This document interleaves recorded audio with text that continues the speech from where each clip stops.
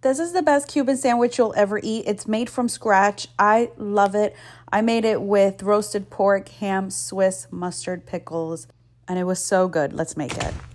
I used an 8-pound bone-in pork shoulder, patted dry with a paper towel on all sides. Remove the pork skin 3/4 of the way and make several 1-inch cuts into the pork all over except for the skin. I do a very simple marinade. It's the same marinade my Cuban grandmother uses for her pork and turkey as well.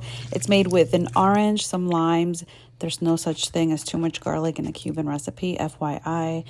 Fresh, make sure it's fresh garlic, cumin, oregano, sazon, black pepper, and salt. And you want to pour that marinade all over except for the skin.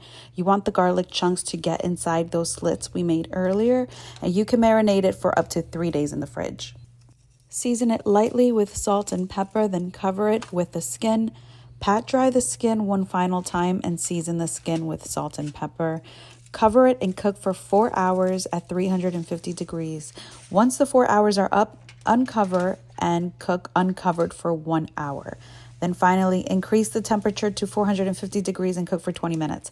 So total, you want to cook it for 4 hours covered and about 1 hour and 20 minutes uncovered.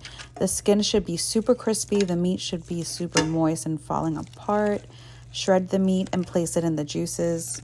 Assembling the sandwich is super simple. You'll need mustard. Ideally, you'll want to use yellow. Swiss cheese, the shredded pork we made, ham, pickles. I like extra cheese. Butter the bread top and bottom.